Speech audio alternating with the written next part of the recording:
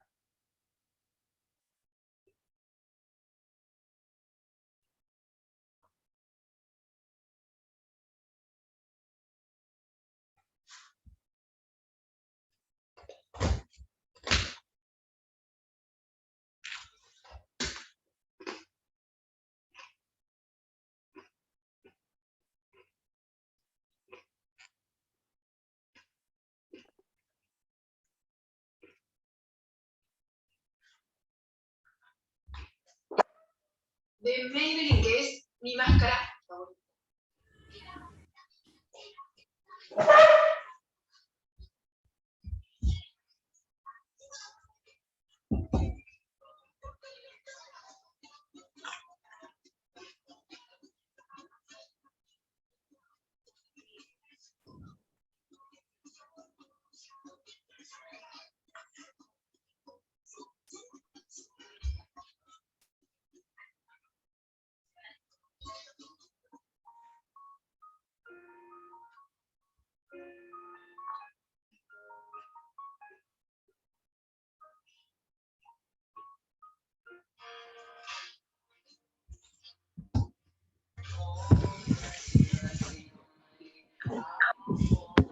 Yo estoy volviendo.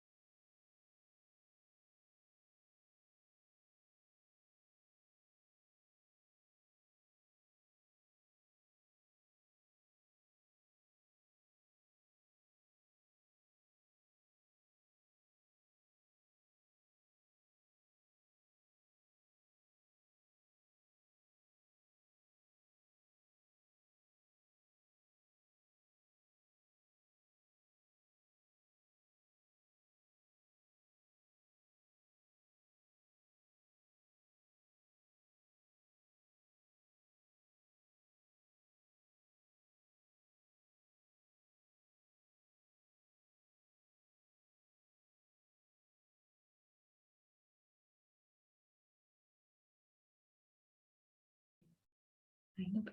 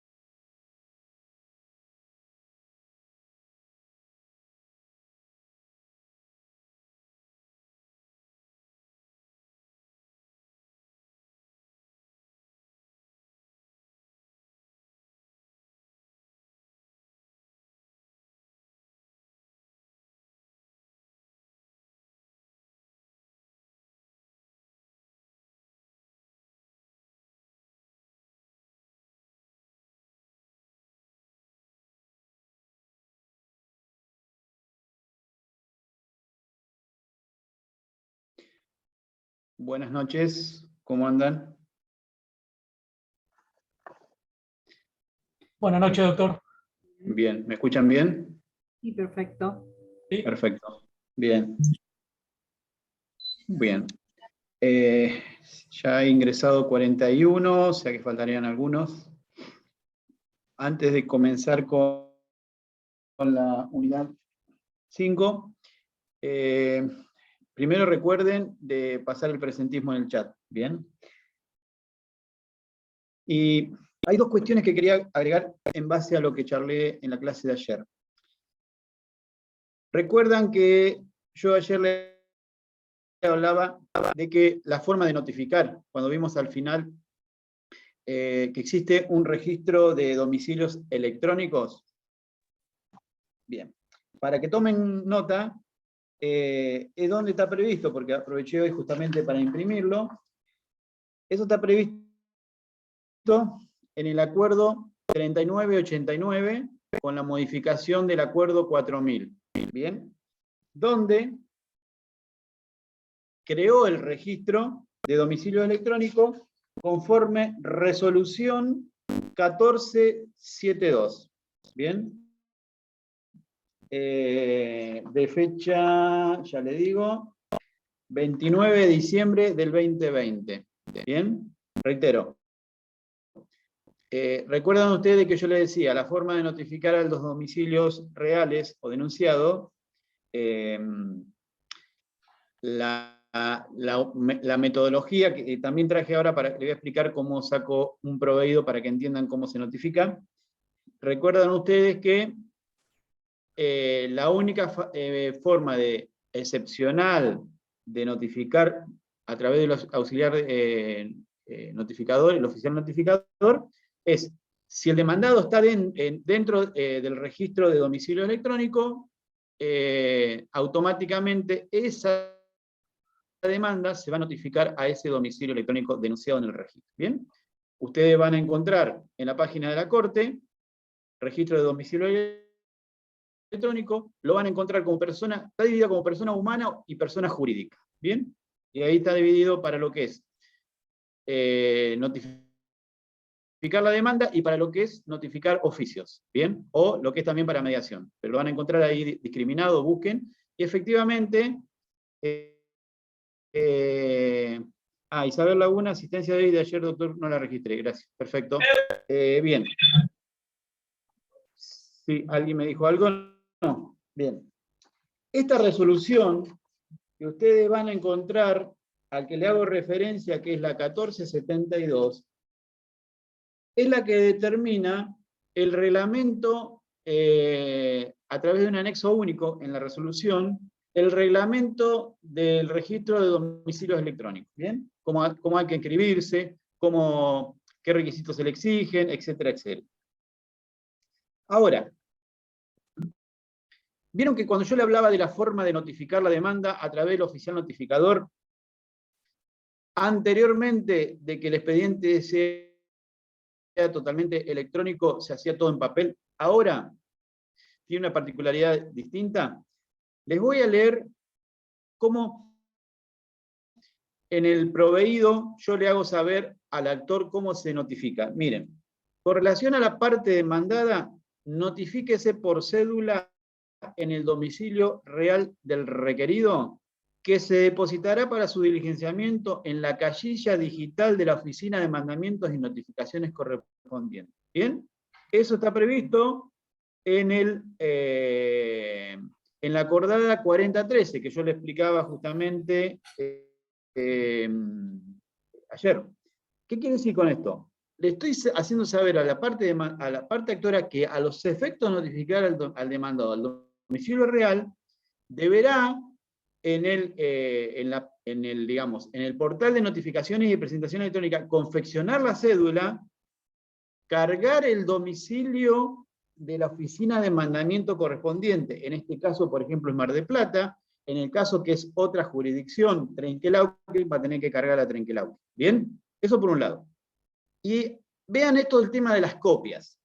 En relación a la generación y traslado de las copias respectivas, hágase saber que deberá practicarse de conformidad con las pautas establecidas por el artículo 8 de la acordada 3997, modificatoria de la 3845. Es decir, y ahora explico cómo se hace, acompañarse en soporte de PDF las respectivas copias y y una vez impresa la cédula respectiva por la Oficina de Mandamientos y Notificaciones intervinientes, se generará el código QR respectivo del acceso a la documentación en cuestión, debiendo, y corto hasta ahí, ahora sigo leyendo lo demás. ¿Qué quiero decir con esto?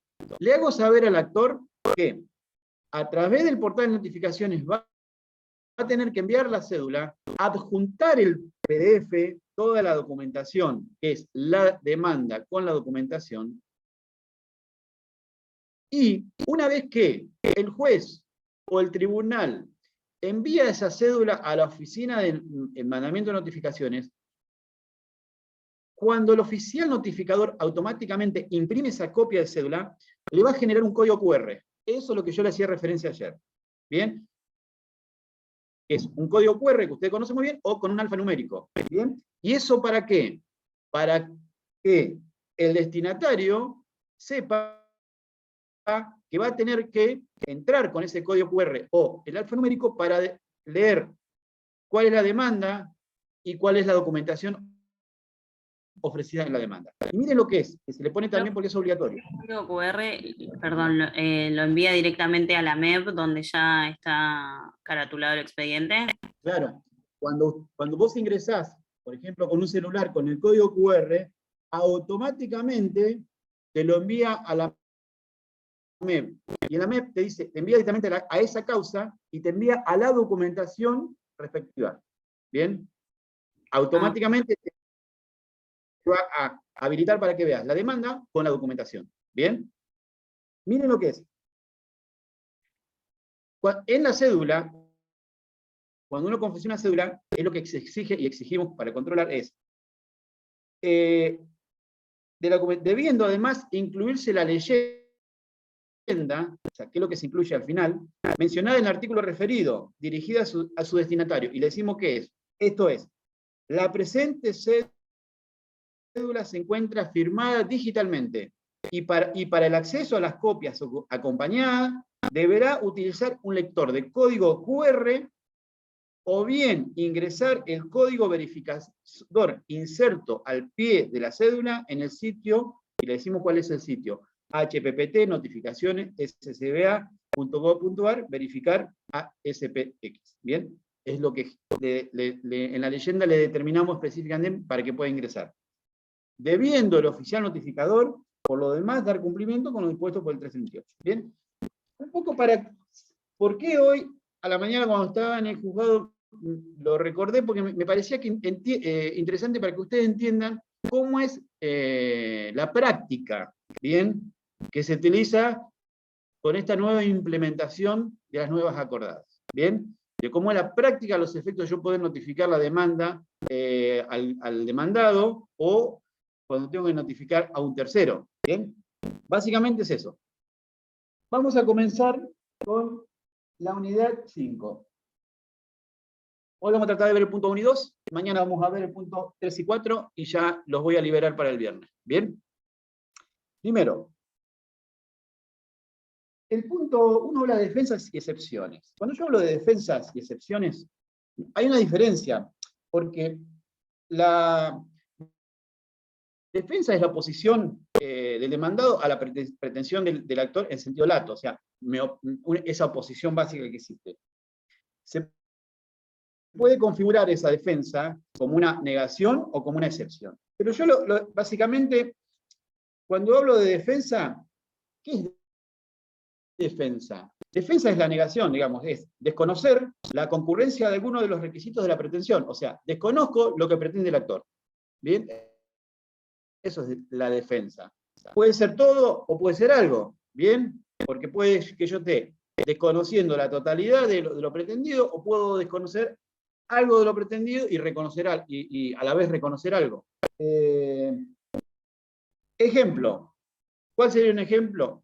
El demandado manifiesta que no ha sido autor del hecho. ¿Bien? Eso es una defensa. Está negando, diciendo, mire, yo no fui el autor del hecho. ¿Bien? Que no firmó ningún contrato con el actor. Puede decir, mire, señor, yo no firmé ningún contrato. Hay un error. ¿Bien? Entonces, ahí está lo que es la defensa, básicamente. Cuando uno hace la defensa, hace una defensa negando.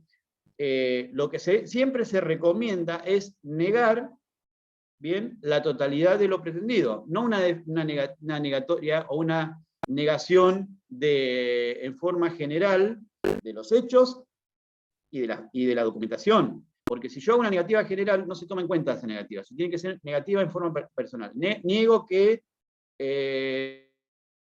yo iba circulando en el vehículo tal. Niego que yo al llegar a la intersección traspasó el primero, sino que yo traspasé primero. Bueno, básicamente esa es la negación. Negación de cada uno. Cuando uno contesta la demanda, lo que tiene que ir a la demanda en sí y ver específicamente qué es lo que yo tengo que empezar a analizar, qué es lo que voy a negar y qué es lo que voy a reconocer, porque puedo reconocer algo que efectivamente es innecesario negar, ya que evidentemente no hay forma de negar, porque yo después no tengo forma de probar esa negativa. ¿Bien?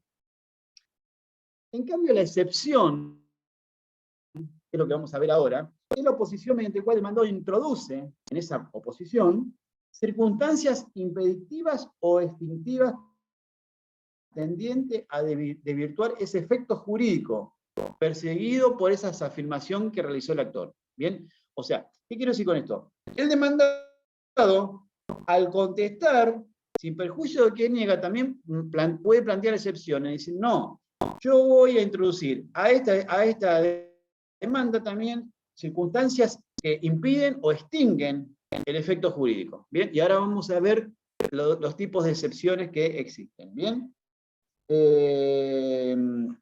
Básicamente, es esa la cuestión. Ahora, cuando empezamos a hablar de las excepciones, bien, vamos a primero hablar de las excepciones y después vamos a hablar de la contestación de la demanda. Bien, vamos a empezar con las excepciones.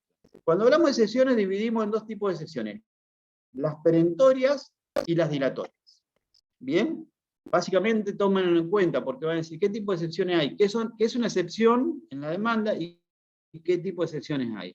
Perentorias y dilatorias. Bien, las perentorias, a diferencia de las dilatorias, son aquellas oposiciones en que el supuesto de prosperar, esa excepción, excluyen definitivamente el derecho invocado por el actor. Reitero, la excepción perentoria planteada por el demandado, en el caso de prosperar esa oposición, va a excluir definitivamente el derecho que pretendía el actor. A ver, ¿quién se anima a decirme una excepción perentoria? Que después ahora vamos a analizar. La prescripción. ¿Puede ser la prescripción, pero cuando es de puro derecho? Perfecto. Sí, a ver, puede ser una prescripción de puro derecho, y si no es puro derecho, en el cual se difiere al momento de la sentencia, cuando llego al momento de la sentencia, voy a analizar antes del análisis de la sentencia si hay prescripción. ¿Bien? Pero igualmente ahora vamos a llegar. Me estaban diciendo recién cosas jugadas. Igualmente, no, ahora vamos a empezar a analizar una por una. Guarda, desistimiento del derecho y de la acción y transacción se utiliza como excepción en el caso de que en otro proceso haya existido desistimiento del derecho y una transacción, homologación. La Bien. falta de Y las legitimación. Bien, perfecto. Dilatorias, ¿cuál es la más... primero, ¿qué es la dilatoria? Y ahora y después le pido un ejemplo. Dilatorias son aquellas en el cual, en la hipótesis de que sea acogida por el juez, o sea que el juez haga lugar a esa excepción dilatoria, excluyen temporariamente el pronunciamiento sobre el derecho del actor, de manera que hacen perder a la pretensión su eficacia actual, pero no impiden que vuelva a proponerse o rearticularse una vez digamos, cumplido con esos defectos que adolecía. Se lo reitero.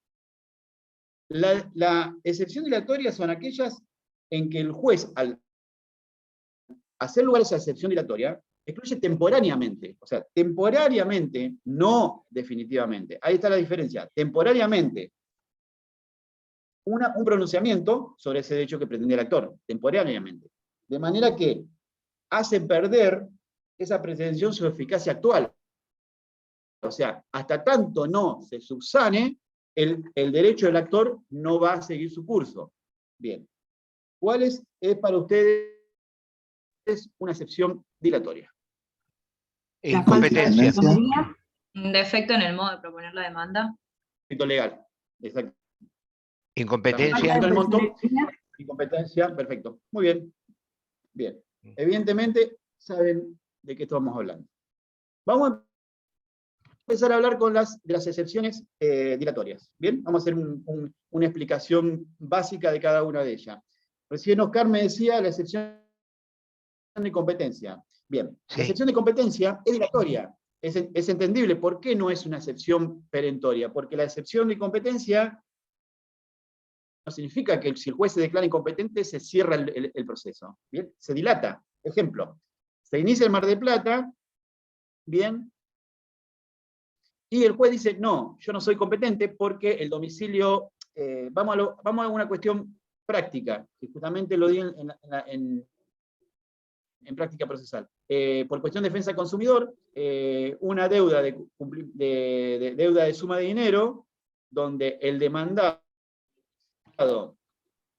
es de Mar del Plata, pero la demanda es iniciada en La Plata, porque la financiera está en La Plata. Por la ley de defensa del consumidor, el juez de allá se declara incompetente y tramita en el juzgado de Mar del Plata. ¿Por qué? Porque el demandado se encuentra en Mar del Plata. Eso es una excepción de competencia. ¿Bien? ¿Qué significa? No significa que el expediente se archiva, sino que se remite ese expediente al juez competente para que intervenga. Digamos, se dilata en el proceso unos días más, una semana más, 15 días más, hasta tanto se defina la competencia, y una vez que sea definida la competencia, automáticamente el juez que le corresponde intervenir va a seguir, digamos, actuando hasta el dictado de la sentencia de ese proceso pretendido. ¿Bien? Hay dos oportunidades de plantear la excepción de competencia. Primero, luego de interpuesta la demanda, o sea, viene el demandado, plantea la excepción de competencia. Y también la excepción de competencia es al tiempo de resolver la excepción de competencia, que equivale a lo que es la declinatoria. No significa que la parte solamente demandada está facultada a plantear la excepción de competencia, sino que el juez, al advertir que es incompetente, realiza lo que se llama declinatoria. Declina la competencia al juez que él considere competente.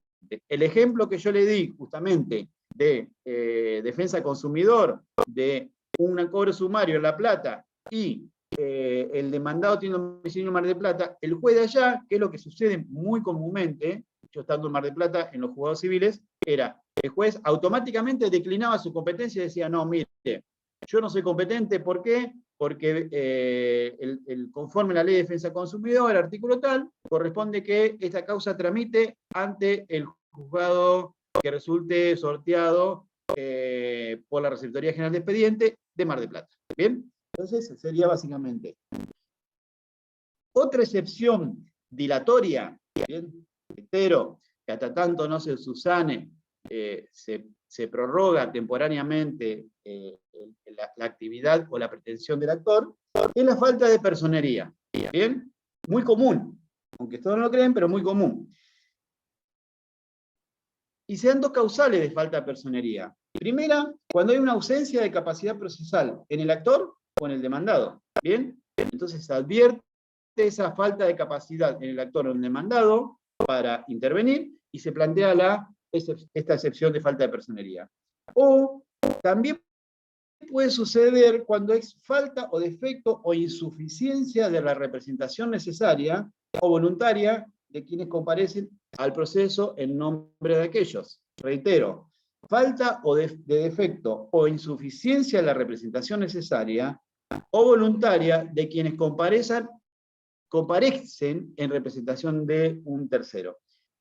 Ejemplo, se da muy comúnmente, Sabrina, ¿qué me preguntaste? No, te preguntaba si esto puede ser en caso de que no presente, en el caso de que el abogado invoque el 48 y no presente ratifica, ¿se puede dar en este caso? No. Porque vos invocando el 48, como explicaba ayer, se invoca por una cuestión de urgencia y yo no puedo observarlo. Ah, ok. El perjuicio que le puede pasar es que al no subsanarlo en el plazo de 60 días es declarar nulidad de todo lo actuado. Bien, es otra cosa. Claro. Miren, hay un ejemplo muy común que se da y que se advierte. A ver, el defecto de la personería es un poder mal otorgado al que se presenta, digamos, y evidentemente no carece de esa representación. Muy común se da lo siguiente. Una parte, Juan Pérez, le da un poder a un familiar, a un primo, y ese primo a la vez le da un poder al abogado.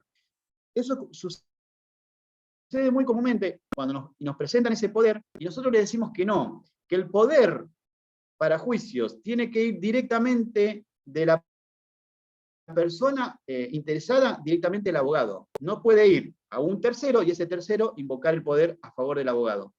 Entonces, ¿qué le hacemos? Le hacemos saber que ese poder es insuficiente y lo deberá subsanar. ¿Qué hace? Presenta un nuevo poder de esta persona, que es el beneficiario en el acto procesal pretendido, directamente al abogado. ¿Bien? Eso es muy común y lo hacemos, le ponemos como nosotros llamamos la tapa, digamos, le sacamos un previamente y hasta tanto no lo subsane, automáticamente el proceso queda paralizado, llamémosle. ¿Bien? Otro defecto, a ver, falta de personería, es capacidad procesal. Ejemplo, si yo, a ver, cuando hay la cuestión del menor, el menor tiene que estar representado por el padre o madre o tutor. Si el menor no está representado por padre, madre o tutor porque el interesado del acto procesal el afectado es el menor, entonces tiene que estar determinado efectivamente esa situación. O, ejemplo, hay una incapacidad, por una determinación de capacidad, esa persona es incapaz y debe iniciar una causa, bien, como actor. Entonces, el único, digamos, que tiene capacidad procesal es justamente el que está autorizado por la figura de apoyo y autorizado por el juez que determinó la capacidad. Si no se cumplen esos requisitos, uno que dice no, le pone la tapa, como digo, le digo, previamente deberá, digamos, determinar la capacidad procesal a los efectos de poder dar inicio a este proceso. ¿Bien? Básicamente sería esa cuestión. Otra que recuerdan que yo ayer le hablé en los efectos sustanciales y procesales, y en un momento hablé de litispendencia, ¿bien? Que dije, lo vamos a hablar en las excepciones, porque es importante el efecto, porque yo hablaba de que una vez iniciada la causa, eso genera el estado de litispendencia, o sea, hay un litigio que se inició y que está pendiente. Entonces, a ver, cuando existe otro proceso pendiente entre las mismas partes, en virtud de la misma causa y por el mismo objeto, o sea, sujeto, objeto y causa, es decir, hay coexistencia de pretensiones cuyos elementos son idénticos, ¿bien?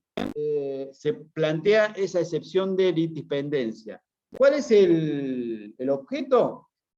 Evitar sentencia contradictoria. Imagínense que un juez en Mar del Plata del Civil 1 tiene un proceso con mismo sujeto, objeto y causa, o sea, los elementos son idénticos, las pretensiones son idénticas, y un juez del Civil 5 tiene también en la misma pretensión sujeto, objeto y causa, evidentemente hay una cuestión de conflicto de litispendencia. ¿Bien? Y en esa situación se requiere que ambos procesos sean susceptibles de sustanciarse por los mismos trámites, o sea, tiene que ambos procesos ser por el mismo trámite, o sea, por el mismo trámite, ya sea sumario, o por el mismo trámite sumarísimo, o por el mismo trámite ordinario. ¿Bien? ¿Y cuál es el efecto que genera esta litispendencia? Por eso es dilatoria y no perentoria. Porque tiene por efecto la eliminación del segundo proceso. Es decir, ¿cuál prevalece? El que se inició primero. ¿Bien? El segundo, o se archiva, o lo que hace el juez es remitirlo al otro juez para que diga, acumúlelo y usted decida lo que quiera, pero básicamente es esa cuestión. ¿Bien? Entonces, reitero, esa situación de litipendencia es completamente dilatoria. Lo que se hace es, al saltar o enterarse de que existen dos litigios con las mismas situaciones, o la misma pretensión, sujeto, objeto y causa, y la misma pretensión, hay que determinar a ver quién resulta competente. ¿Bien? Sí. Muchas Una pregunta, veces, perdón, doctor. Sí, Oscar. Litispendencia, bueno, se da en los casos idénticos, ¿no? Y cuando hay conexidad, ¿puede haber litispendencia como excepción? Bueno, pero hay una cuestión. Sí. Cuando hay conexidad, bueno, una cuestión es la excepción de litispendencia, Sí. y otra cuestión es la conexidad de causas distintas, porque allá ahí no entra dentro de la excepción. Entra la cuestión de quién corresponde intervenir. Y está bien lo que vos preguntás, Oscar, porque se da en esta situación. Actor demanda a Juan Pérez, ¿bien? En un juzgado civil 1. Pero resulta que otro actor, que no es el mismo, demanda también a Juan Pérez ¿Por qué? Porque es producto de un accidente en forma de que fue producto de 3 vehículos que chocaron. Entonces, sí, acá me están diciendo, se llama litipendencia impropia, sí, pero no como excepción, más que todo es a los efectos de determinar. En este ejemplo que yo le doy, es el juez, o ambos jueces van a decir, bueno, a ver, ¿quién va a intervenir en estos dos procesos? Porque lo que hace es, el juez del 1 o el juez del 5 dice, ¿me corresponde a mí o me corresponde a mí? Si hay conflicto de competencia, digamos, contienda negativa, como le llamamos nosotros, el que resuelve es el superior, o sea, la Cámara. Una vez que se resuelve, va a decir, le corresponde que intervenga el de 1 o el 5. ¿Y por qué hablo de acumulación, como decían ahí? Porque por más que son dos procesos distintos, van a ser acumulados y van a tramitar en forma paralela, para cuando llegue al momento de la sentencia, se va a dictar una sentencia única, o sea, dos sentencias en los dos procesos, pero que se van a analizar con los mismos elementos. ¿Por qué? A los efectos de determinar, al momento de sentenciar, en los dos hechos, con las pruebas ofrecidas, a ver cómo resulta esta sentencia, cómo resulta la sentencia y quién es culpable, ¿bien? Pero este ejemplo que le doy es a los efectos de acumular, no como litipendencia. La litipendencia como excepción, ¿bien? No como litipendencia impropia, como decían recién, como excepción tiene que ser idéntico. Sujeto, objeto, causa, misma pretensión, donde va a decir, a ver, si distintos jueces resuelven, pueden resolver distinto. Entonces la idea es evitar sentencias contradictorias. No sé si te lo puede responder, Oscar. Bien. Y otra excepción que para mí es la más importante y que es la más común, es la del defecto legal. El defecto legal es la más común. ¿Por qué? Porque evidentemente sucede. Es más, recuerden ustedes que yo ayer le dije, yo doy inicio a un proceso y posiblemente, como me está por prescribir mañana, la inicio con toda una rapidez y evidentemente tiene defectos legales. Que posiblemente es cierto, antes de darle traslado a la demanda lo voy a subsanar. Pero, supongamos que le dimos traslado a la demanda, viene el demandado y puede plantear una excepción de defecto legal. ¿Qué es el defecto legal? Es por omisión a la formulación imprecisa, bien, o ambigua de las enunciaciones legalmente exigibles en el escrito de interposición de la demanda. Interpongo la demanda, pero existen formulaciones imprecisas y ambiguas que generan... ¿Por qué? ¿Por qué es el defecto legal? Porque el demandado, para poder defenderse, tiene que entender bien qué es lo que está pretendiendo el actor. Ese es el fundamento. ¿Bien? O sea, es decir, cuando el demandado contesta va a decir, señor juez, la verdad es que no entiendo qué me está pidiendo, porque resulta contradictorio en los hechos, muchas veces, porque resulta, y vamos a dar, por ejemplo, ejemplos. ¿Cuáles son los ejemplos de defectos legales? ¿Bien? Primero, un ejemplo. No aparecen debidamente individualizados los nombres del actor y del demandado. Ustedes dirán, ¿sucede? Sí, sucede. ¿Bien? ¿Por qué? Ejemplo. Se presenta la actora en representación de ella y de su hijo, pero no indica quién es el hijo. Bueno, ahí hay un defecto legal. No está indicando también a quién está representando. ¿Bien? Y el demandado, porque dice fulano indistintamente, pero el juez va a decir, mira, yo para poder demandar, para poder dar el traslado a la demanda, tiene que estar determinado a quién voy a demandar. No puedo, y recuerda el ejemplo que yo le di del desalojo, en el cual, si yo desconozco quién es el demandado, tengo que utilizar la herramienta que es una diligencia preliminar para determinar, a través de un mandamiento de contratación, por quién se encuentra ocupado el bien inmueble a los efectos de yo poder demandar en el desalojo. Sin perjuicio de que yo puedo... recuerden ustedes, en el desalojo, de indistintamente yo demandar a fulano y yo contra cualquier otro ocupante. ¿Bien? Segundo, no denuncia el domicilio real del actor. Eso es un defecto legal, subsanable. ¿Bien? Y muy común, porque uno inicia la demanda, omite el domicilio real del actor. ¿Bien? ¿Por qué? Pues es una obligación. Otro ejemplo, tiene el actor de precisar con exactitud la cosa demandada. Bien, no es muy claro qué es lo que pretende demandar. Por eso, vieron que yo cuando hablaba la demanda decía, ustedes, y vieron que yo le leí los hechos, unos hechos muy concretos, muy cortos. Bueno, uno cuando demanda tiene que ser preciso y conciso, no tiene que ser rebuscado, enroscado, o no es claro en lo que pretende, porque justamente le va a poder provocar este problema como defecto y problema en la sentencia, porque después no va a entender qué es lo que pretendía el actor. Otro, que recién me lo decían en el chat, se reclama el pago de cantidades globales sin discriminar los rubros que lo integran. Creo que le di un ejemplo. A ver, uno cuando demanda por un monto total, pero después tiene que discriminar por el rubro daño emergente, cuánto voy a reclamar, por el rubro lucro cesante, cuánto voy a reclamar, por el rubro daño moral, cuánto voy a reclamar, por los gastos de traslado, cuánto voy a reclamar. ¿Bien? Si hay una omisión, ese defecto legal planteado por el demandado va a prosperar y va a tener que subsanarlo. Salvo, que yo les dije, que es imposible determinar el monto, y ustedes le van a decir, es un monto indeterminado, lo dejo al arbitrio del juez, a las probanzas del expediente. ¿Por qué? Porque no hay liquidez, etcétera, etcétera. Pero tiene que estar justificado. ¿Bien? Básicamente, esa es una excepción. La última es la del arraigo.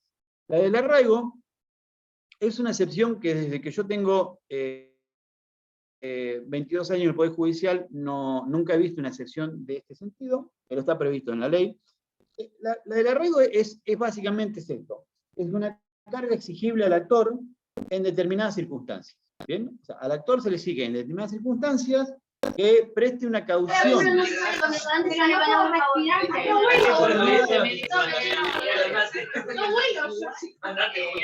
Necesito que pongan silencio. Bien.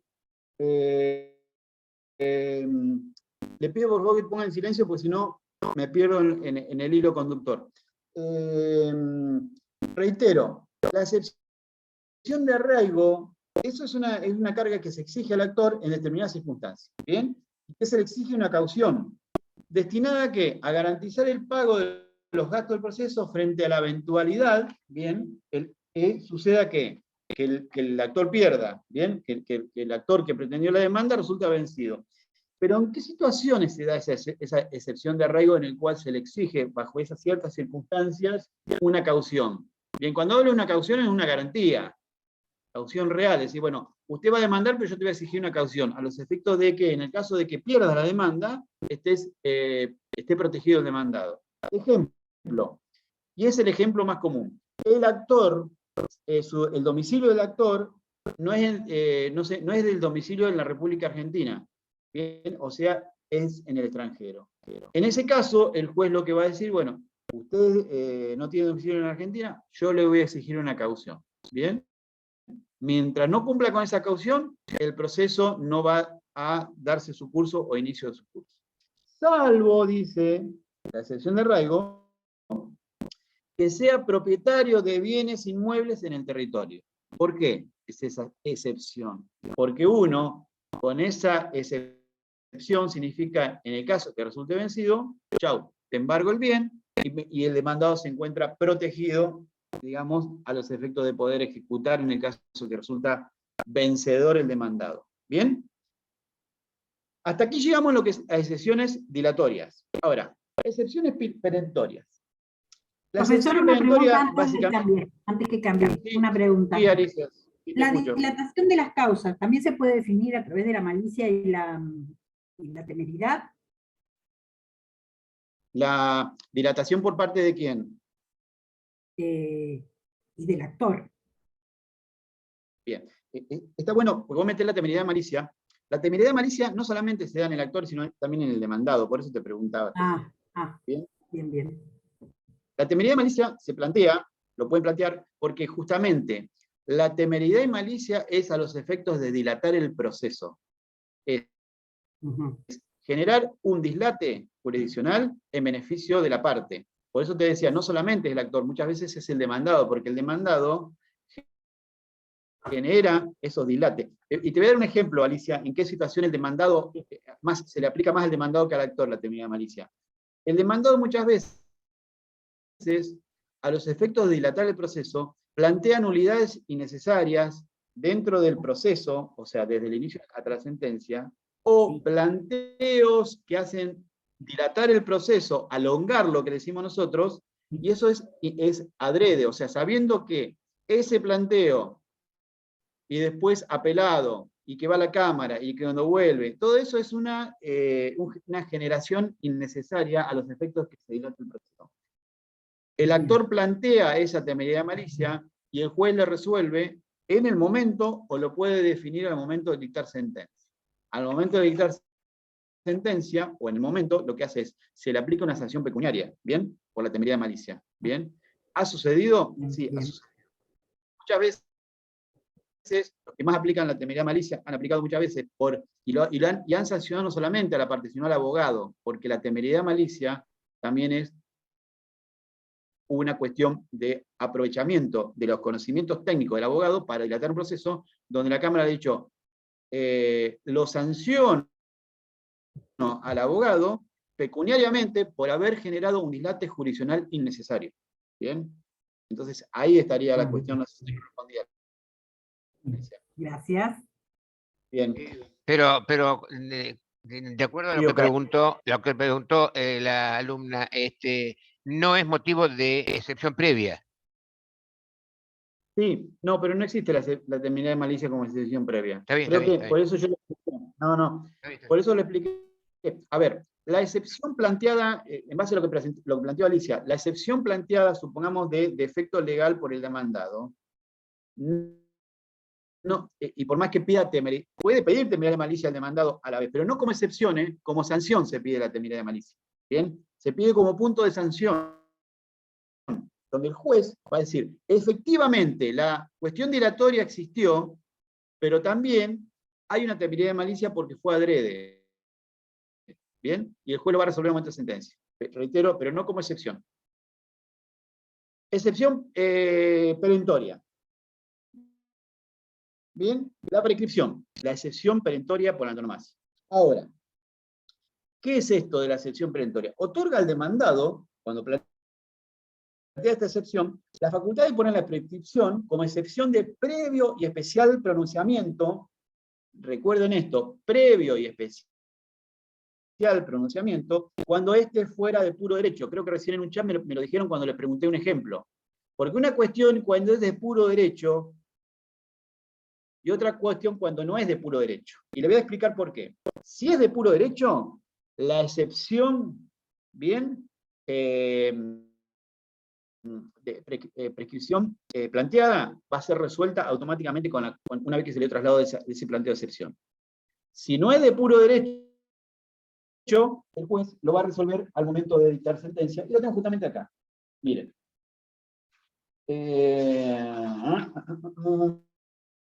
A ver si lo encuentro. Acá lo tengo. Le explico. Excepción de prescripción, cuando es cuestión de puro derecho, significa el actor plantea el argumento de que el hecho planteado va a determinar si fue planteado en tiempo porque se aplica el artículo tal del Código Civil y Comercial. El demandado viene y dice, no, está prescripto porque corresponde aplicar el artículo tal. Es una cuestión de puro derecho. O sea, el juez va a tener que resolver cuál artículo se va a resolver. Si aplica este, no prescribe. Si aplica este, se encuentra prescripto. Bien, es eso. Por eso se resuelve como previo especial pronunciamiento. O sea, significa antes de llegar al momento de la sentencia. Ahora, cuando no es cuestión de puro derecho, donde el actor dice, conforme a esto se aplica este artículo, y hay actos de interrupción o suspensión que generaron que no se haya prescripto. Y viene el demandado y dice, sí, está bien, se aplica este artículo, pero la prescripción ocurre porque no, es mentira que hay acto de interrupción. Entonces, como es una cuestión de hecho que hay que probarlo, tiene que diferirse al momento de la dictada de la sentencia, y en la etapa de prueba se va a probar no solamente las pruebas de fondo, sino las pruebas que corresponden a la prescripción. ¿Se entiende? O sea, ahí está la diferenciación. Miren lo que es cuando a mí me plantearon una excepción. Respecto a la excepción de prescripción y falta de legitimación activa, que también es una excepción, opuesta por la demandada, cabe poner de resalto que su tratamiento como previo especial pronunciamiento se encuentra supeditado a que se presente la misma como manifiesta en el caso y establecerse el ordenamiento procesal que la misma debe ser resuelta como excepción previa, solo cuando la cuestión fuere de puro derecho, debiéndose, en caso contrario, diferir su resolución para el momento del dictado de la sentencia definitiva. Ese es un prohibido en el cual le digo, bueno, en conclusión, llego al final y le digo, en base a ello, y considerando el suscrito que en caso de auto la misma no se presenta como una cuestión de puro derecho, amén de haber sido opuesta en forma parcial, respecto tan solo de parte de los periodos reclamados, que es una cuestión sobre ese proceso, se difiere su tratamiento para el momento del dictado de la sentencia definitiva. Argumento, el 344, párrafo segundo del Código Procesal Civil y Comercial. ¿Bien? Entonces, para que entiendan básicamente qué significa esto de la prescripción como excepción de previo especial pronunciamiento, en cuestión de puro derecho y cuando no es cuestión de puro derecho. ¿Bien? ¿Debería ser necesaria la producción de la prueba? ¿En qué sentido? ¿En cuál? En el sentido de puro derecho. No, justamente por eso. Si es de puro derecho, no hace falta producción de prueba. Si yo necesito una producción de prueba, significa que no es de puro derecho. ¿Por qué? Porque, ¿qué voy a probar? ¿Qué artículo se aplica? Si es de puro derecho. No, el juez está en condiciones de determinar, ¿se aplica este artículo o se aplica este artículo? Si se aplica el artículo planteado por el actor, no prescribe. Si se aplica el artículo planteado por el demandado, prescribe. Por ende, la causa prescribió. ¿Se entiende, Alicia? Sí, gracias. Perfecto. Cuando vos me hablas de prueba, la prueba es básicamente cuando hay una controversia de decir, hubo un acto de interrupción planteado por el actor, lo tiene que probar. El actor dice, bueno, conforme causa tal, conforme carta documento, en el caso que sea negada, se liberará oficio al correo argentino, etcétera, etcétera. Eso es la prueba a que hago referencia, que va a tener que diferirse la prescripción a momento de dictar sentencia. Cuando uno llega a la sentencia, ¿cómo? Al haber interrupción. Exactamente. De interrupción o suspensión. ¿Bien? Gracias. O algo que ustedes habrán escuchado cuando estudiaron la dispensa de la prescripción cumplida.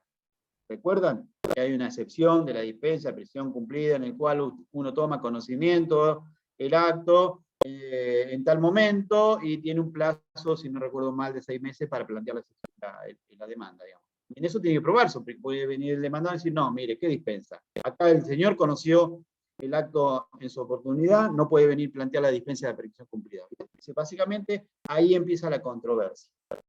Otra excepción perentoria, Profe, disculpe. es la falta de Lo que no manifiesto. entendí. Sí, Sabrina. ¿Me preguntaba algo, Sabrina? Bien. Cualquier cosa se me salió el audio. Yo lo que no entendí, puro derecho se resuelve de forma automática. Significa, exactamente. ¿Y claro, de previo y especial pronunciamiento significa lo mismo?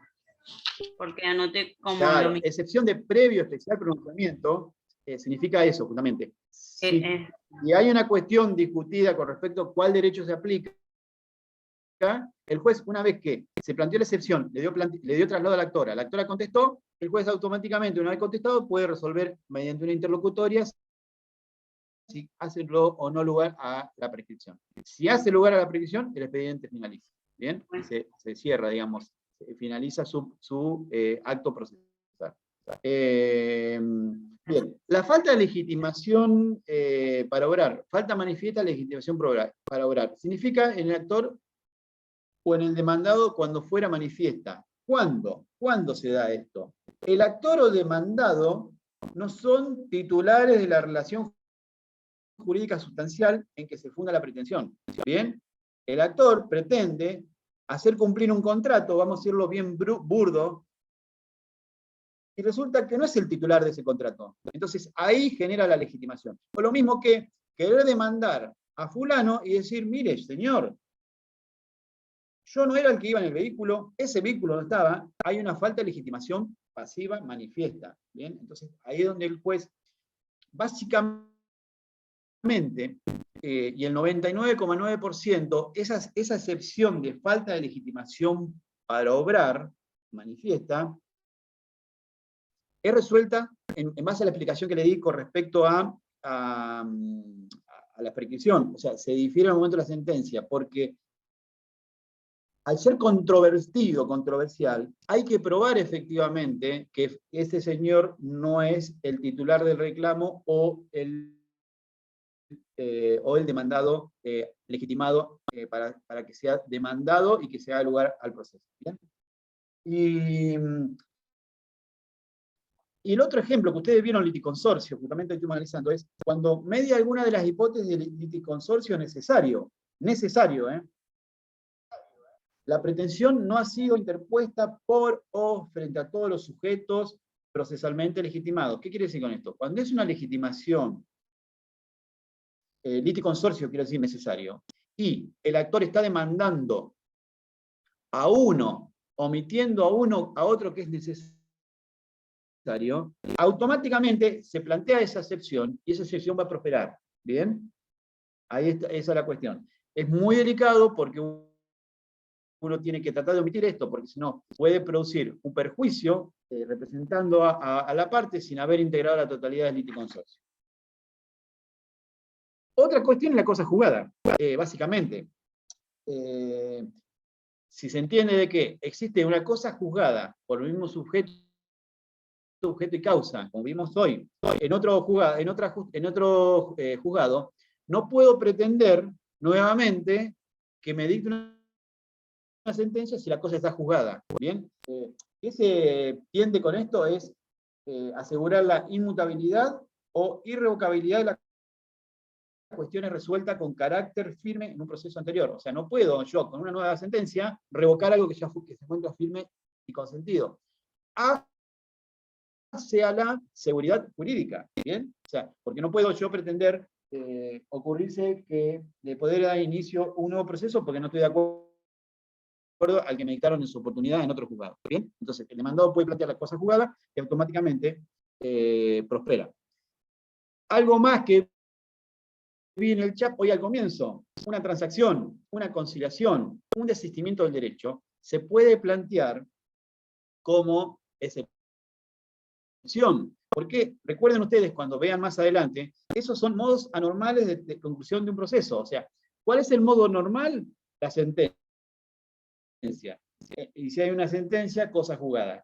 ¿Cuáles los modos anormales a esto que le hago referencia? Una transacción, una conciliación o un desistimiento del derecho. Si efectivamente existe estas tres situaciones, lo planteo como excepción, se comprueba que efectivamente existe, y automáticamente el juez va a decidir hacer lugar a esa excepción. Eso equivale, reitero, a lo que es la cosa jugada también. ¿Bien? Es idéntico. Acá terminamos en las excepciones perentorias y dilatorias. Ahora bien, existen defensas temporarias. ¿Bien? Son aquellas que tienden a poner de manifiesto el incumplimiento por parte del actor de las cargas que éste impone en las leyes sustanciales. ¿Bien? Como previa condición a la interposición de la demanda. ¿Bien? ¿Cuáles son las cargas que se le exigen? Por ejemplo, realizar un acto determinado. Otro ejemplo, satisfacer obligaciones derivadas de un proceso anterior. ¿Bien? O sea, ¿qué quiero decir con esto? Muchas veces hay un proceso anterior que ordena ciertas actividades para poder dar inicio a un proceso posterior, y si eso no se cumplió, yo no puedo pretender que este proceso siga su curso. ¿Bien? Entonces le voy a decir, no, un momentito, hay una defensa temporaria. Usted va a tener que, si prospera la falta de legitimación manifiesta en relación con el liticonsorcio necesario, va, a ver, vamos a leer más porque no lo estoy leyendo, va a excluir definitivamente al derecho del actor, como dice la definición de perentoria, o se podrá solicitar integrar la liti con los restantes cotitulares. Ahí está muy bueno todo, Francisco, lo que planteas. Porque normalmente no se llega a esto. Lo que muchas veces lo advierte el juez. El juez lo que considera es, mire, no lo voy a declarar como perentoria, por ende, hacer caer el proceso. Si usted me dice, a ver, ¿qué es lo que sucede en la práctica? Si uno es estricto formalmente y no integró la litis con la totalidad, se prospera la litis, digamos, prospera la excepción por no haber sido integrado con la totalidad de los legitimados necesarios, ¿bien? Y en ese caso, el juez hace lugar y rechaza la demanda, ¿bien? Pero lo que se ve comúnmente en muchos jueces es, no, mira, evidentemente no se integró la litis con su totalidad. Se lo intima al actor para que lo integre. Una vez que lo integra, se lo notifica y eso se subsana. Por eso no es una totalidad de excepción perentoria, como ustedes verán, porque a veces el juez le da un poco de flexibilización y lo ordena subsanar. Pero está muy bien planteado esto. Vamos a cerrar el chat. Listo. Bien. Reitero, los ejemplos que yo le hablaba de cuando hay temporarias es, temporaria significa, hasta tanto no se cumpla con esto, el proceso no puede ser juicio. Sería una símil dilatoria, pero no para subsanar, sino que hay que esperar. Eso es lo que se llama temporaria. Entonces, el ejemplo, como le decía, realizar un acto determinado, satisfacer obligaciones derivadas de un proceso anterior, aguardar el vencimiento de un plazo o la conclusión de otro proceso. ¿Bien? Se puede dar en esas situaciones. Profe, el ¿se ejemplo puede dar en una sucesión cuando el fallece y justamente se le iba a tiene que dar. guardar un luto? Bien, esto me sacaste, te adelantaste, Ángela. Bueno. Justo Alicia. Es lo que se llama el día de llanto y luto. De llanto y luto. Es lo que prevé el artículo 2289 del Código Civil y Comercial. 2289. El día de llanto y luto, de llanto y luto, que es, al fallecer, se le debe respetar X días, que el Código Civil modificó, no sé si son 6 o 9 días ahora. 9 días. Básicamente creo que sí, 9 días, sí, tal cual. Otro ejemplo, miren, que yo tengo acá, es el que prevé el artículo 2272 del Código Civil y Comercial. 2272. Les recomiendo que lo lean, porque hace relación justamente a esta defensa temporaria que es juicio posesorio con acción real. Bien, donde dice, si existe un juicio posesorio, hasta tanto no esté definido ese juicio posesorio, no está en condiciones de poder dar inicio a una acción real. Bien, básicamente, no se enroquen, eso lo van a ver más adelante, lo que es acciones posesorias e interdictos y acciones reales. Pero básicamente serían esos ejemplos. Hasta acá llegamos en las excepciones. Ahora, ¿cómo se sustancian esas excepciones? Un poco le he estado explicando. Le recomiendo en este caso que lean el artículo 344 del Código de la Provincia o el 347 de la Nación. Vamos al 344, que es, el 344 determina la forma que se deduce, el plazo y el efecto. ¿Bien? El plazo para plantear la excepción, tómenlo en cuenta, se computa a partir de la notificación del traslado de la demanda. Bien, o sea, uno cuando demanda y da traslado de la demanda, el demandado va a recibir una cédula de notificación que le explicaba, y ahí está en condiciones de contestar la demanda y a la vez plantear excepciones. Bien, ahora, tomen en cuenta lo siguiente, es muy distinto la excepción en un proceso ordinario que en un proceso sumario. ¿Por qué? Porque en el proceso sumario, ustedes recuerdan que los plazos para contestar la demanda que les expliqué ayer eran un ordinario 15 días, conforme prevé el 337 del Código Procesal. El sumario 10 días, el sumarísimo 5 días. Ahora, las excepciones siempre se deben plantear dentro del plazo de 10 días. Y ahí está el gran problema muchas veces que fallan los abogados, y es un proceso ordinario, procede a contestar la demanda justa, venciéndose en los 15 días, y plantea a la vez excepciones, y la excepción es extemporánea. Entonces tengan en claro que una cuestión es las excepciones y otras cuestiones, la contestación de la demanda, que en la única particularidad que varía es en el proceso ordinario. ¿Bien? Para que Una no consulta. haya... Sí, cielo. Entonces, en el sumario irían la contestación de la demanda y la excepción en conjunto, Exacto. Exacto. y en el ordinario dentro de Eh, los primeros 10 días las excepciones. Exactamente. Y sí, y no esperar a querer plantear la demanda, la contestación de la demanda y la excepción vencido justo llegando a los 15 días, porque, claro, porque puede ser que el juez o el actor le diga, no, sí, un momentito, téngalo por contestado en tiempo, pero la excepción es extemporánea, ¿bien? Y lamentablemente el juez va a decir, efectivamente, es extemporánea, por ende, no va a prosperar. Y hablemos de una excepción importante de prescripción, ¿bien? Donde cayó por no haberlo presentado en forma extemporánea, imagínense el perjuicio que le ocasiona al demandado y el beneficio al actor. ¿Bien? Entonces, si yo contesto la demanda primero, ¿pierdo el derecho a plantear excepciones? Ahí está el tema. Si yo planteo la demanda, contesto la demanda y no planteo excepciones, ya también es extemporáneo. ¿Por qué? Porque por la teoría de los actos propios significa que yo, al contestar, estoy consintiendo de que voy a contestar y no voy a plantear unas excepciones. Entonces tengan cuidado también en eso. Está muy bueno lo que decís.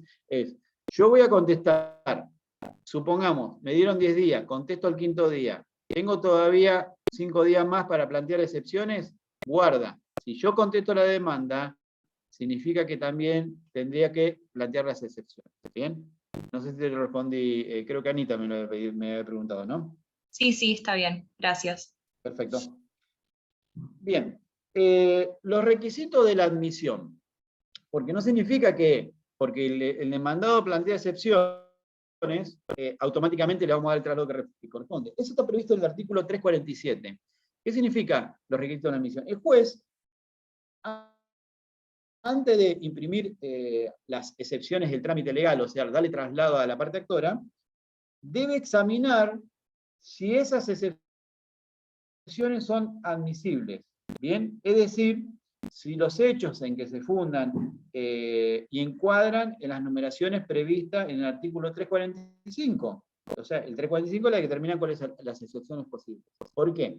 Si yo me voy a alguna excepción que no está prevista en ese artículo, el juez va a decir, no, mire, no es dentro de las excepciones previstas, por ende se rechaza. ¿Bien? Hace un análisis previo. Luego de hacer ese análisis previo, lo que hace es justamente luego dar traslado a la actora a los efectos de que conteste ese planteo de excepción. Y también, un poco relacionado con lo que hablé recién, es si esas excepciones fueron opuestas dentro del plazo correspondiente. En el caso de que el juez observe que no, lo rechaza sin sustanciación. ¿Bien? Por como ven, el juez en ese caso, antes de darle traslado de esa excepción, analiza en forma previa si es admisible esas excepciones planteadas, alguna, la totalidad, etc. Y también va a analizar si está planteado en forma temporánea. Si no, automáticamente el juez la rechaza. El juez la acepta. ¿Bien? ¿Cuál es el trámite posterior? Le da traslado al actor. Bien, el actor, ¿qué es lo que puede agregar? El actor, ¿cuál es el beneficio que tiene el actor? Recibe ese planteo y puede ofrecer prueba respecto a, justamente, defender ese planteo opuesto por la parte demandada. Se puede agregar prueba instrumental,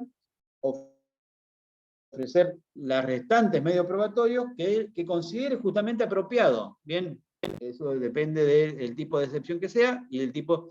Normalmente las pruebas son pruebas informativas o instrumentales, como diciendo, mire, no, momentito, que hay una causa en el cual se considera que efectivamente hay una interrupción. Muchas veces se discute, y ahí está la discusión y está muy bueno analizarlo, donde se discute si hay una causa penal previa iniciada, si eso genera una interrupción de la prescripción. Es una cuestión en la cual me tocó resolverlo estando en Mar del Plata, muy interesante porque genera, ¿hay interrupción? No hay interrupción, o hay. ¿Por qué? ¿En qué situación? ¿Qué tiene que darse de requisito en la causa penal respecto para que poder generar que en ese fue un acto de interrupción para que no prescriba al inicio de la demanda civil? ¿Bien? Se le da traslado al actor, el actor contesta, no contesta, ofrece prueba, no ofrece. Vencido el plazo, bien, si corresponde recibir a pruebas, se recibe pruebas y se prueben las pruebas. Bien, caso contrario, se resuelve.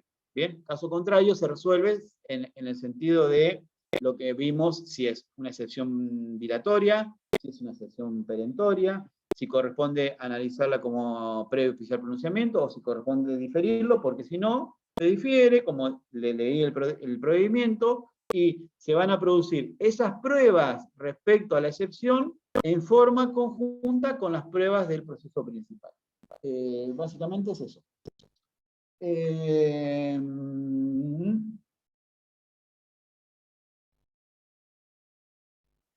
Empezamos con, hasta aquí creo que llegué, a ver el programa si lo tengo acá. Hasta acá llegué con lo que es el punto 1, que es defensa y excepciones. ¿Bien? Voy a tratar de ver ahora la contestación de la demanda, son 9:17, me va a llevar unos 15 minutitos y ya terminamos. ¿Te parece? Contestación de la demanda. A ver, cuando uno contesta la demanda, tiene opciones. O sea, cuando yo le explicaba de la cédula de notificación, cuando uno recibe una cédula como demandado, tiene opciones. Primero contesta la demanda. Puede contestar la demanda, negar o aceptar, o allanarse, como vamos a ver en el próximo punto de la mañana. ¿Bien? O puede no contestar la demanda, porque no es obligatorio, es facultativo. Puede decir que se me vence el plazo, no me presento, pero con el perjuicio. ¿Cuál es el perjuicio? Al no contestar la demanda, pierde la posibilidad de defenderse, ofrecer las pruebas, y por ende, al no contestar la demanda, acto seguido es declarado rebelde. ¿Bien? Que vamos a ver mañana también la rebeldía y cuando la rebeldía cesa. ¿Bien? Pero básicamente es esto. Entonces, supongamos, contesta la demanda, el artículo 354 establece los contenidos y requisitos de la contestación. ¿Bien? El 354, del Código Procesal Civil y Comercial. Contenidos y requisitos. ¿Bien? Básicamente, a ver, el contenido y los requisitos de la contestación de demanda tienen que asimilarlo al 330 de la demanda. Bien, el 330 con el 354, demanda y contestación. ¿Bien? ¿Qué es la demanda? En la contestación es la respuesta dada por el demandado a la pretensión del acto. Básicamente es eso.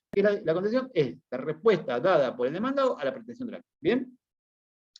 Es el acto que, digamos, que es destinado a alegar por parte del demandado de todas aquellas oposiciones que no deban deducirse como artículo previo especial pronunciamiento. ¿Qué significa esto? Todas esas cuestiones que yo considero que son a los efectos de negar, las voy a negar y voy a ofrecer las pruebas a los efectos de comprobar que al momento de esta sentencia, yo como demandado tengo razón. ¿Bien? Entonces, no significa que uno cuando contesta va a negar la totalidad. Puede negar la totalidad, pero puede reconocer. Ejemplo, puedo reconocer que yo con el actor formulé un contrato, pero puedo negar que le debo. Bien, ahí hay una cuestión distinta. O sea, reconozco que existió un contrato, pero niego que le debo. Y digo, mire, niego que le debo porque efectivamente tengo pruebas suficientes para corroborar que las cuotas acordadas en su oportunidad se encuentran la totalidad paga. Se va a tener que probarlo. Entonces, ahí está la cuestión. Ahora, cuando hablo de efectos, ¿qué efectos produce la contestación de la demanda? La contestación de la demanda produce efectos que inciden en los contenidos de los actos posteriores y en la preclusión de determinadas facultades. Dos cuestiones. Incide esa contestación en los actos posteriores, por un lado, y por el otro, en la preclusión de determinadas facultades. Vamos con los actos posteriores. Actos posteriores. Determinan los hechos. O sea, determina la actividad probatoria. Esos actos, digamos, una vez lo que yo hablo de trabada la litis, o sea, demanda de la contestación, una vez que contesta, ese hecho posterior significa que se determinaron cuáles son los hechos que se van a discutir. Lo que pretende el actor y lo que pretende el demandado. No se puede ir más allá de esto. ¿Bien? Y se determina cuál es la prueba. ¿Por qué? Porque no toda la prueba ofrecida por el actor y demandado se va a producir. El juez va a determinar la que es conducente y pertinente. ¿Qué significa esto? Si no fue negado un hecho, es innecesario producir un medio probatorio, el juez va a decir que no resulta conducente. Entonces va a decir, yo voy a ordenar estas pruebas y las otras considero que son innecesarias. ¿Bien? Y el otro punto del acto posterior, una vez contestar la demanda, que es muy importante, es delimita el tema a decidir. Es lo que se llama el principio de congruencia. ¿Qué significa? El actor pretende esto, el demandado al contestar pretende esto. Aquí se delimita el tema que el juez corresponde decidir. El tema no puede, el juez no puede apartarse más de esto. Eso es el principio de congruencia. Si el juez decide más allá, como yo le decía ayer, extra petita, más de lo pedido, va a ir a la Cámara y la Cámara va a declarar nulidad de esa sentencia, porque el juez decidió más de lo que pidió la parte. Hay una excepción que se da, que son los procesos laborales. Que en los procesos laborales, los jueces laborales sí están facultados a, digamos, a decidir extra petita. ¿Bien? Pero es una cuestión porque es en beneficio del empleador. Pero en los procesos civiles, sí o sí se debe respetar a rajatabla este principio trascendental que es el principio de congruencia. ¿Bien? Cuando me voy al efecto de lo que es la preclusión, ahí empieza a jugar el demandado al contestar, y miren, básicamente que creo que me preguntaba, no sé si Anita o alguien acá, donde es, pierde la oportunidad de oponer excepciones previas y de recusar. ¿Bien? O sea, contesto y no pongo excepción previa, no puedo pretender luego en otro escrito, a posterior, en otro día, plantear excepción porque voy a decir, no, mire, ya llegó tarde. Y me ha pasado más de una vez que lo hemos observado en ese sentido. Y la otra cuestión es de recusar.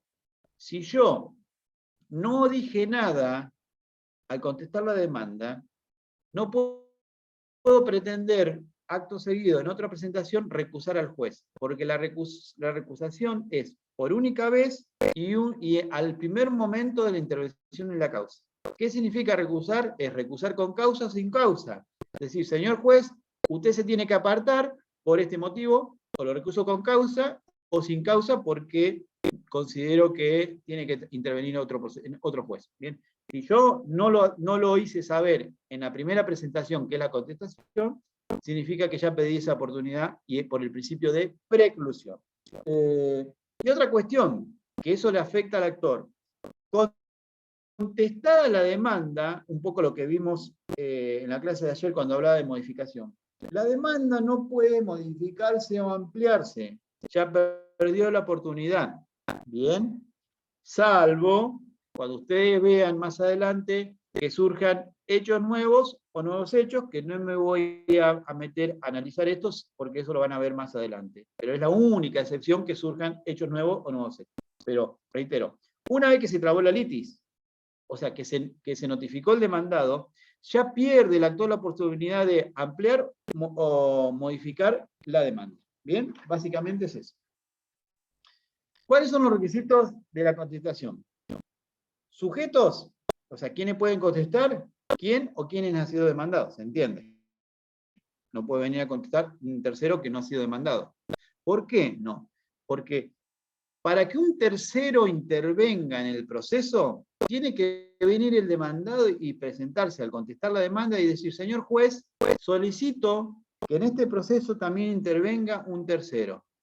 Y ahí cómo funciona esto del tercero, se le da traslado al actor para que preste conformidad o no. Y el juez resuelve si hace lugar a esa intervención de ese tercero. ¿Bien? Significa eso. Entonces, no puede venir el tercero automáticamente y decir, me presento yo como tercero y contesto la demanda. No, usted no fue demandado. Tiene que ser a pedido del demandado, querer solicitar que se intervenga un tercero y con conformidad del actor. ¿Bien? ¿Por qué? Porque la voluntad la tiene el actor va a demandar a quien quiere, con las implicancias, los perjuicios que le puede generar. Porque a lo mejor va a decir, no quiero que se cite al tercero, y a lo mejor hubiera sido importante que ese tercero esté en el proceso. Pero bueno, es una decisión del actor, ¿bien? Que beneficia o perjudica, es problema de él. Objeto tiene que ser idéntico y jurídicamente posible. ¿Qué significa? Yo al contestar, también tengo que contestar en términos claros y positivos. Como se hablaba en la demanda que tiene que ser en términos claros y positivos, al contestar también tiene que ser en términos claros y positivos. ¿Bien? Si no, el juez le puede hacer saber y observar que efectivamente su contestación resulta improcedente. Con respecto a la causa, depende de la actividad defensiva adoptada por el demandado con respecto a la causa. Puede negar total o parcialmente los hechos expuestos en la demanda. Recuerden ustedes, no tengo por qué negar todo. Puedo negar todo porque considero que es, pero puedo negar algo. Ejemplo, niego, reconozco, como le decía, que existía un contrato, pero niego que debo. O niego que debo lo que me pide, sino que considero que debo menos cuotas. O que debo, pero hay rubros que no corresponden que sean introducidos, etcétera, etcétera, que van a ser probados. Y ahí está lo que es el reconocimiento. O sea, reconoce, alega hechos impeditivos o típicos. Es eso. Ahora, el demandado, y eso recuerden, en los tres tipos de procesos, ordinario, sumario y sumarísimo, el demandado debe sí o sí ofrecer la prueba documental, porque en el ordinario, la prueba, el medio probatorio imprescindible que tiene que ofrecerse en la demanda y en la contestación es la documental. Entonces, el demandado, cuando ofrece documental, se le da de esa documental traslado a la parte contraria por cédula. Ahora es autonotificable, o sea, yo saco un proveído y lo autonotifico al domicilio constituido electrónico. ¿Para qué le doy el traslado de esa documental? Porque puede el actor decir, niego que esa documentación sea real y ofrezco pruebas al efecto de corroborar que esa documental no es real, que efectivamente esa firma no existe, etcétera, etcétera. ¿Bien? Esos son los efectos de que se pueda defender el actor de la documentación que fue aportada. ¿Bien? Y por último, vamos a terminar de ver lo que es el punto de la reconvención. ¿Bien? A ver. Cuando uno habla de reconvención, básicamente es una cuestión, aquí se aplica el principio de economía y celeridad procesal. Vieron que yo utilizo muchos principios que básicamente uno dice, ¿para qué sirve? Justamente estos son los fundamentos. Cuando uno habla de reconvención es, actor demanda, demandado contesta. Pero el demandado al contestar, contesta, pero acto seguido, luego de contestar y ofrecer prueba, también reconviene. Reconviene significa que tiene la opción o reconviene o inicia un proceso por separado como actor, el demandado, donde demanda al actor como al demandado, se invierten los roles. Por una cuestión de economía procesal y celeridad, el demandado dice, bueno, fenómeno, vos me estás demandando, yo te voy a reconvenir. Y acá empieza la figura actor, demandado. Demandado reconveniente, actor reconvenido. Reitero, actor, demandado, demandado reconveniente, que sería un similactor, actor reconvenido. ¿Bien? Empieza a jugar como si fuera, no tengo acá el pizarrón, sería A, B, B1 y A2, A1. ¿Me entendés? Significaría, digamos, la inversión de los roles. Exactamente, con la reconvención. ¿Bien? Se cambian los roles. La reconvención es una pretensión procesal interpuesta por el demandado frente al actor y que debe ser tramitada y resuelta junto con la pretensión que motivó el proceso pendiente. Es esa la idea, ¿bien? Es una pretensión procesal que formula en la reconvención el demandado contra el actor. A los efectos de que, cuando se llega a la sentencia, el juez dicte una sentencia en conjunto, o sea, va a dictar la sentencia pretendida por el actor y va a dictar en forma conjunta la sentencia pretendida por el demandado como reconvención. ¿Bien? Automáticamente van a encontrar una sentencia donde el juez va a analizar las dos pretensiones. ¿Bien? Reitero, ¿para qué es la funcionalidad? Por una cuestión de economía y celeridad procesal. porque la producción de las pruebas van a funcionar en conjunto para los dos. ¿Bien? Es lo que ustedes habrán estudiado en las clases anteriores con otro profesor, que es lo que se llama un supuesto de acumulación sucesiva por inserción de pretensiones. Reitero, acumulación sucesiva, ¿bien?, por inserción de pretensiones. O sea, se insertan las pretensiones para que el juez lo resuelva. Le doy un ejemplo. Demandado, el demandado es el vendedor, ¿bien?, por una entrega de una cosa, ¿bien? El actor pretende la entrega al demandado que le entregue una cosa. Y el demandado, cuando contesta la demanda y reconviene por el pago de ese precio. Reitero, el actor demanda al demandado porque él fue el vendedor y no le entregó la cosa. A la vez, el vendedor, que es el demandado, al reconvenir va a decir, fenómeno, yo contesto, pero te voy a reconvenir por qué situación, porque vos me debés. Entonces te voy a reconvenir por el incumplimiento del pago del precio. Otro ejemplo.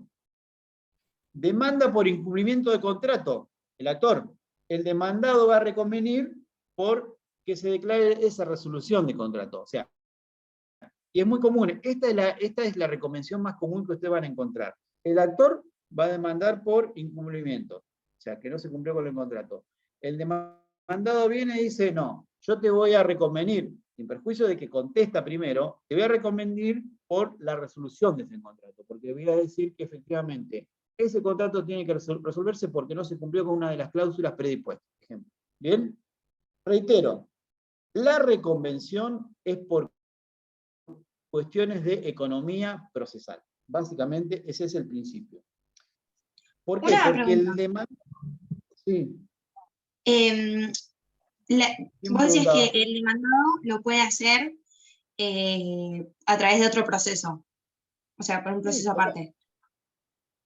Exactamente. No sé, el demandado reconviene, pero no significa que está obligado a reconvenir. El demandado, en base a lo que me preguntaba vos, Cielo, el demandado puede decir, contesta, pero a la vez puede iniciar por separado una causa. ¿Bien? Como actor, el demandado, demandando al que es actor y va a ser demandado. Ahora, si vos me decís, no utilizó la reconvención, pero sí también se va a utilizar una acumulación de pretensiones. ¿Por qué? Claro, ahí está. Porque ambas causas, por separado, va a decir cuál va a ser el juez que va a resolver. Va a resolver un único juez en forma conjunta, un poco como le explicaba al principio en uno de los ejemplos. ¿Por qué? Porque por más que no se pretendió como reconvención, igualmente se entiende de que tiene el mismo resultado, ya sea favorable o desfavorable al momento de la sentencia. No sé si te lo pude responder, Cielo creo que me preguntaba, ¿no? Sí, gracias. Puede pasar también de que pierda la oportunidad y por eso lo inicie, o sea, de que pierda la oportunidad de presentar la reconvención y por eso decide iniciarlo por otro proceso aparte. Claro, tal cual. No significa que está obligado a reconvenir. Él puede contestar la demanda y acto seguido iniciar un proceso por separado. No es que está imposibilitado. A ver, ¿cuál es el requisito que se debe dar? Primero, solo puede interponerse, un poco lo que estamos hablando recién, en el escrito de contestación de la demanda. O sea, yo no puedo pretender contestar la demanda y por escrito por separado, luego al día siguiente o 2 días, reconvenir. Tiene que ser en el mismo escrito de contestación. Ustedes cuando vean la estructura de una contestación con reconvención van a ver la contestación, el ofrecimiento de prueba de esa contestación, y después un punto por separado va a decir reconvengo. Y ahí va a decir los hechos, como si fuera una demanda, de por qué reconviene, y la prueba que ofrece de esa reconvención, porque va a haber prueba de la contestación y prueba de la reconvención. ¿Bien? Uno cuando tiene que proveer las pruebas, hace un proveído completo que es la prueba ofrecida por el actor como en carácter de actor, la prueba ofrecida por el actor en carácter de reconvenido, la prueba ofrecida por el demandado en carácter de demandado y la prueba ofrecida al demandado en carácter de reconveniente. Y se va a proveer en forma individual. ¿Para qué? Para entender bien cuál es la que es necesaria para utilizar para la reconvención o cuál es necesaria para utilizar para la contestación. Una pregunta, la reconvención, la demanda, una pregunta, la reconvención puede ser denegada por el juez si las pretensiones no son Sí, conexas. por supuesto. Por supuesto. ¿Por qué puede ser negada?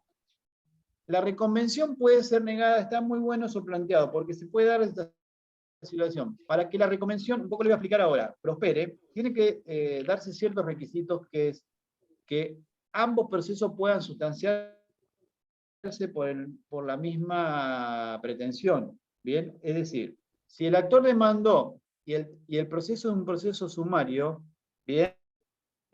No puede venir a pretender el demandado, cuando reconviene, pretender sobre un proceso que tramita por un proceso sumarísimo. ¿Bien? Entonces, el juez tiene que analizar si corresponde que se puede tramitar por el mismo, sustanciar por el mismo trámite. En esa situación, lo que se hace comúnmente, cuando hay una discrepancia entre el proceso sumario y sumarísimo, el juez puede aceptar la reconvención y decir que, sin perjuicio de que uno es proceso sumarísimo o sumario, va a tramitar por el sumario, por una cuestión de defensa de juicio. Me voy a una cuestión más brusca, que es, el demandado contesta, pero a la vez reconviene por un proceso de ejecución, o sea, ejecución de una deuda ejecutiva, o sea, no un proceso de conocimiento. Entonces ahí el juez le va a decir, estamos hablando de dos procesos distintos, uno es un proceso de conocimiento y otro es un proceso ejecutivo. Por ende, no corresponde que tramitan en forma conjunta, se lo rechaza y se le hace saber que esa pretensión va a tener que iniciarla por separado. ¿Bien? En la práctica, se han dado excepciones, yo siendo secretario lo he trabajado, no obstante ello, la excepción como ejecución, si planteó reconvenir como una ejecución, muchas veces el juez dice, mira, no estamos hablando de las mismas pretensiones, ¿bien? Porque son distintos trámites, pero se entiende que vamos a llegar al mismo resultado, el juez puede otorgar que se acumulen, ¿bien? O que se ordene un expediente por separado como ejecución y a la vez tramite el proceso y se acumulen. ¿Por qué? Porque posiblemente la ejecución tenga íntima relación de lo que se resuelva en la ejecución con el resultado del proceso de conocimiento. ¿Bien? Pero ese es un análisis que hace el juez a lo que es, pensando siempre en la cuestión de celeridad de economía procesal. Pero como principio se daría esa situación. No se tramita por los mismos trámites, por ende el juez lo rechaza. Y otra cuestión que dice el artículo es, el objeto de la reconvención, como el de la demanda, debe encontrarse debidamente precisada. Si no hay una clarificación de qué es lo que pretende, el juez va a decir, rechazo la reconvención, como planteaban recién. ¿Puede el juez rechazarlo? Sí. Le dice, no, mirá, la verdad que no resulta claro qué pretendés en la reconvención, por ende te rechazo, y sí te doy por contestado el traslado. ¿Cómo es el trámite? Y ya finalizo, contesto la demanda y planteo la reconvención, se le da traslado al actor en carácter de reconvenido. Y el actor, ¿qué hace? Va a contestar como si fuera un demandado, y está en condiciones de negar los hechos, reconocer lo que considere y ofrecer pruebas. Una vez que contesta, ya estamos en condiciones de seguir en la etapa siguiente, que es la etapa probatoria. Básicamente es esto todo lo que correspondería en reconvención. Vamos a seguir mañana con el allanamiento, el silencio y la rebeldía. Son puntos que se preguntan mucho también en examen. Lo que es el allanamiento, ¿bien? ¿Cuáles son los requisitos del allanamiento? Y con respecto a la rebeldía más que el silencio, ¿bien? Así que no es muy largo, pero tómenlo en cuenta para que entiendan estos tres institutos que vamos a hablar mañana. ¿Alguna pregunta? Si no, nos vemos mañana al mismo horario. Bien, hasta Gracias. mañana. Hasta mañana, Hasta doctor. luego. Gracias. Hasta mañana, gracias. Gracias, hasta mañana. Gracias. Hasta mañana.